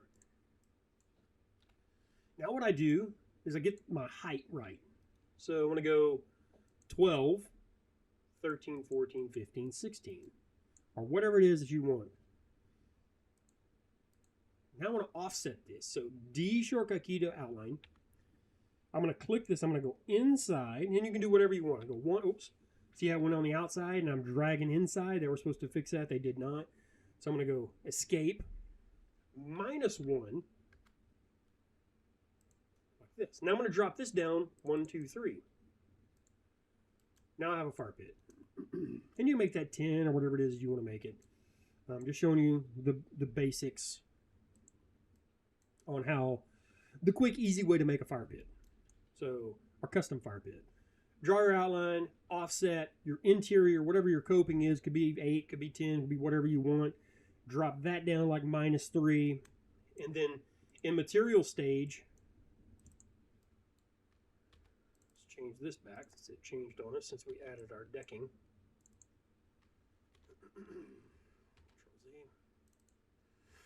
Control V. Okay. Let's say this is that. And then we're going to do that. And then we can go like, type in fire. And then add like some fiberglass. See? Make it bigger if you want. Custom shapes. Custom shapes is kind of my go-to. Type in procedural.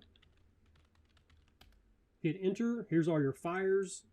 In 2D, I'm going to go with a strip. You see it comes in really large and weird. I'm going to go rotate this guy down. My width is going to be like 2. Turn your volume to 0 or 1 or whatever you want. Fire is usually a 1 for me. I'm going to go 1.7, 1.8.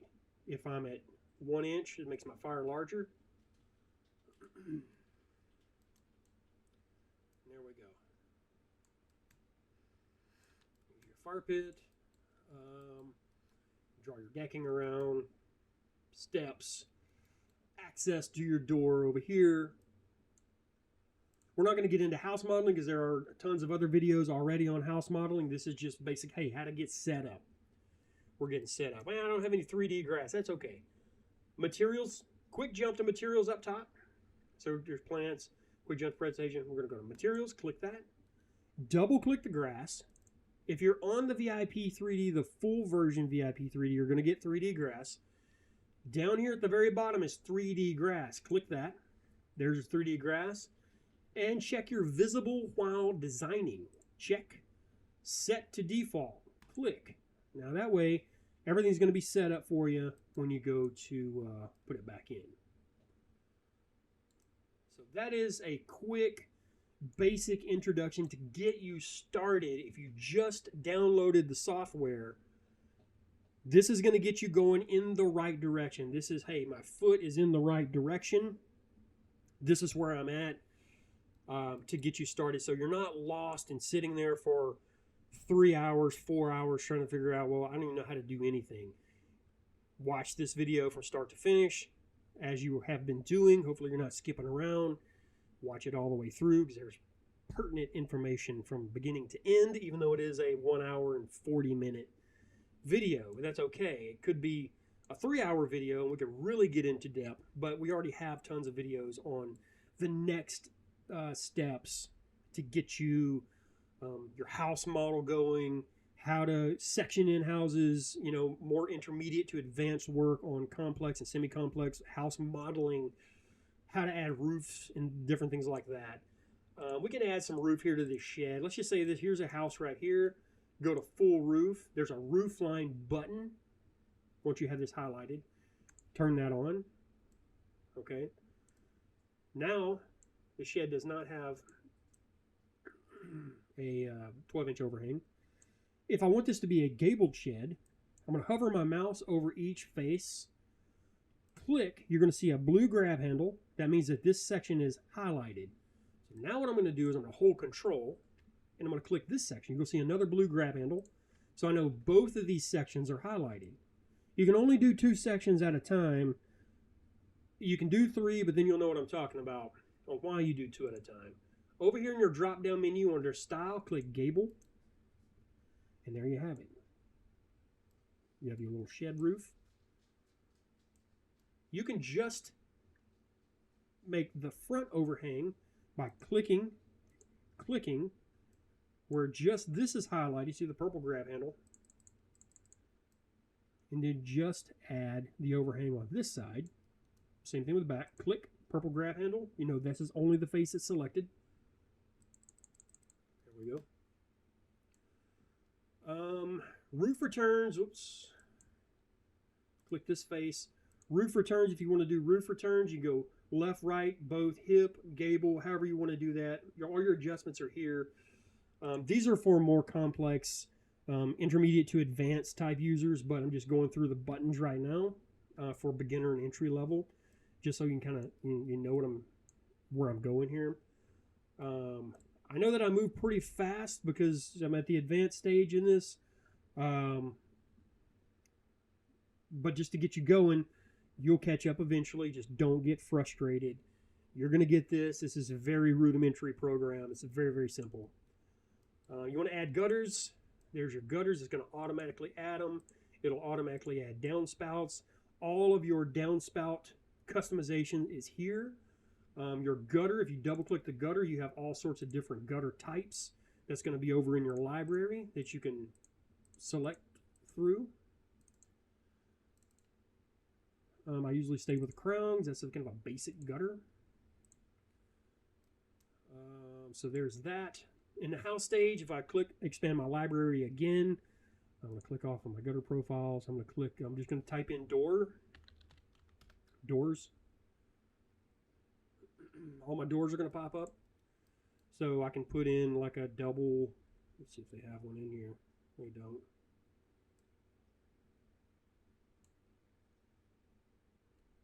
Again, my library takes longer to load because I got a lot of custom junk in here that I need to clean out.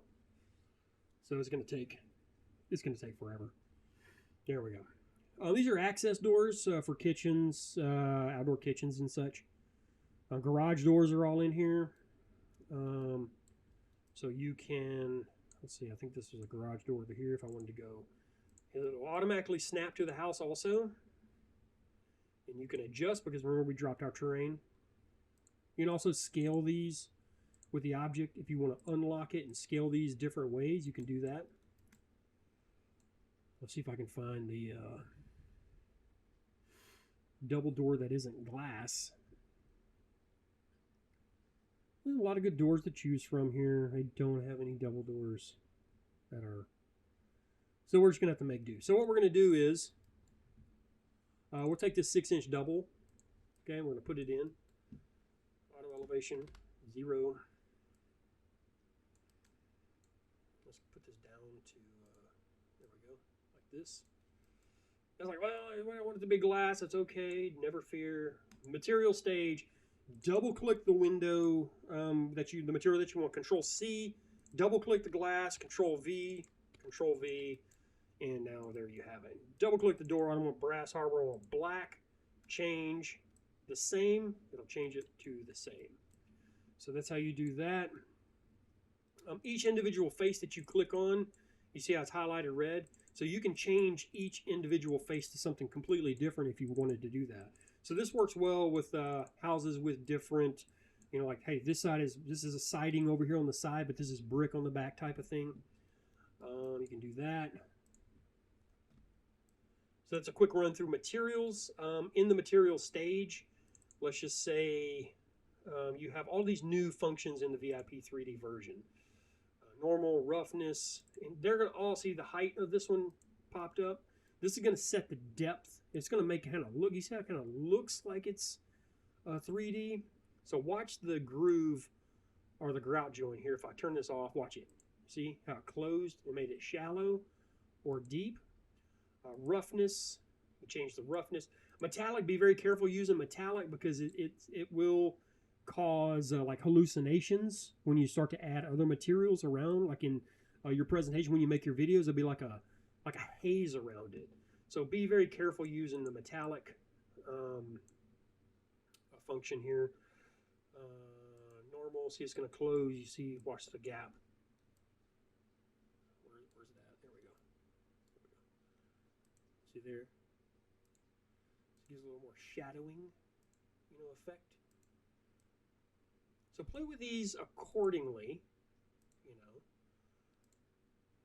Specular is going to be the brightness, kind of like the how the light affects, or the global illumination, that is, if you have it on, how it's going to affect the overall look, like the light bounces, the way the light bounces off of. Now, it's not, it's not 100% legitimate, but, it is what it is.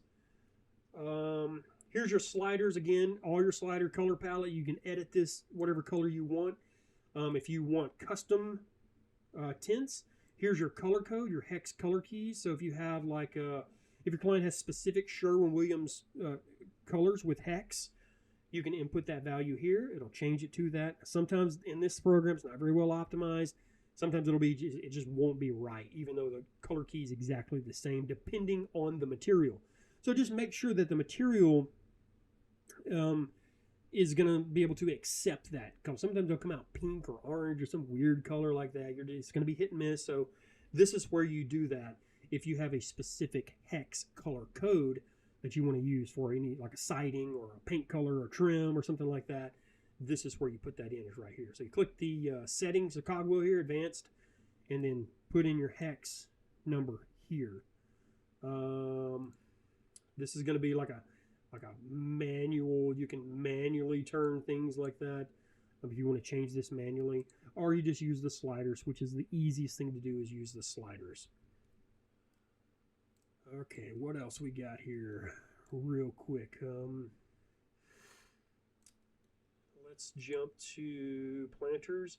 Okay, let's just say you had some planters. You can put planters in, but remember, if planters are going to be butting up against anything that cuts terrain, like a pool, hot tub, hardscapes and decks, or house, be very careful, because it will throw geometry errors, even if you're snapped onto it cleanly. I recently had one where the foundation of the house, everything was snapped, and I was having these weird spikes. It's just like these voids. I'm like, I don't know what's going on. It was the foundation on the house. I turned that off. The hardscape came back. You just never know. So if you have certain types of issues, this is where the Facebook group VIP 3D Core Essentials is going to help you out. Then when you throw up a post, an admin's going to see it. They're going to route it to the the proper the proper place. If it's something that they can send a link to something or tell you something real quick, hey, this is it, or otherwise they'll send it to me and say, hey, look, I really don't know what's going on here, and then I'll kind of troubleshoot it, on my end personally, and then we'll say, oh, well, it's this or this or this. So I might say, hey, I need screenshots or something like that. So just be prepared to do that. But yeah, VIP 3D Core Essentials on the Facebook. We've got about 3,000, industry-specific users in here. We all use the program. There's levels from entry level starter day one to 20-year users. I mean, in the group here. So, and all of these guys, especially the more advanced users, they all have, great insight, tips, and tricks. They've been using the program for a long time. If you wanted to, there's a little snap detach menu here. You can move all of this stuff out if you wanted to, so that you can keep it in sight, in mind. Not so much the hide unhide menu, but your snaps and your grid. If you wanted to detach that, you can even put these on different screens. Like if you have a side screen, you want to put it on the side screen so you don't clutter up your viewport here in your workspace. But keep your snaps up here inside in mind while you're using the software, and that way you can toggle things on quickly without having to come up here to your ribbon taskbar at the top taskbar and select things. You can detach them with a little detach button. And if you want to close them out, just XX, close them out. There are advanced users that like to do it this way. I don't personally like to do it because I just find, the clutter on my screen. But I did do it for a little while until I got familiar with my snaps and my snap and grid discipline. And then we went on from there. So that's another thing to keep in mind if you want to move these guys out so you can constantly see them. So you don't forget, because this program was designed to be used on a grid and snap system. Use it. It's going to save a ton of time. It's going to save you a lot of headache. It's going to be the way to go. Get on it from the beginning. Start correctly from the beginning, and you'll advance much, much faster with less headache. Because we've already, all of us old school guys, we've already been through all the trial and error here. You don't have to go through that. We're here now as, 12, 15, 10, 12, 15 year users. We've pretty much encountered every bug and brain fart this software has. So don't get stuck on something for hours. Come over and join us on the Facebook group VIP 3D Core Essentials, and we can get you going and get you advanced rapidly and with as little headache as absolutely possible. Time is money. We don't want to be sitting around here twiddling our thumbs either trying to figure this thing out. So that's that. Okay, materials, planters. Planters are the same. It's the same thing. Let's just say we had a planter that runs the length of this pool here like this. So something like this. Okay. There's our planter. It's going to automatically default at -1. It's going to automatically follow the terrain. You can build in a planter wall if you want to in hardscapes and decks. That's fine. There's curbs that you insert here. I don't know why it's in planters. It makes 0 sense. So I use a lot of planters for streets, so I can put in a curb. Why, I don't know. I don't know why curbs are in planters. And it'll automatically default in at with some mulch also. So if I wanted to go into plants and items here, let me show you this. All we can jump over here is just so we'll cover all the basics. I'm going to expand my library, and let's just say there's a row of juniper. Whoops. Row of juniper. And let's use these Hollywoods here. These things are huge. Look at this. E shortcut key to scale. We'll scale these bad boys down. All right. So now I want a line of juniper that's going to run this way. So I'm going to hold shift and I'm going to space it. Release. I'm still holding shift. Still holding shift. You see how it's making a new variation every time I go, but it's also spacing it the way that whatever distance that I have, it's spaced it appropriately.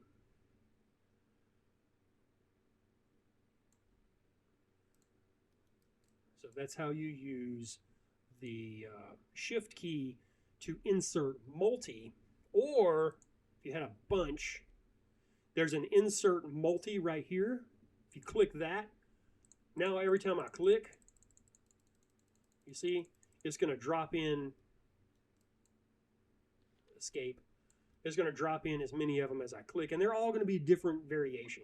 So that's the insert. That, and there's no scatter function where you can just paint over an area and it automatically populates. No, you have to click every single time, but it's something. So escape, delete all this. So there's that. And that's pretty much it on the basics. You should have enough at this point to kind of get you going to the next phase, which is going to be your semi-complex and complex house modeling. And then there are other videos, depending on, you know, if you're in one of the other member request tiers, like a bronze, silver, or platinum, that's going to have a lot more in-depth. Now, these are all, the tiers are separated by skill level. So you have, this is what your entry level, like basic entry level type. Hey, I've been using the program for 2 days. And then you have your bronze, which is your beginner to intermediate. And so it's going to have beginner, your next level stuff in the beginner to intermediate stage. There's no way you can jump from the entry level you just downloaded the software today and you're going to jump over to extremely complex house modeling in platinum stage or platinum tier on the YouTube channel. It's not going to happen. Start here. When you get ready and you need that extra, you've got all the basics down. You understand how to navigate. You're ready to get to the next tier, beginner tier. Start there.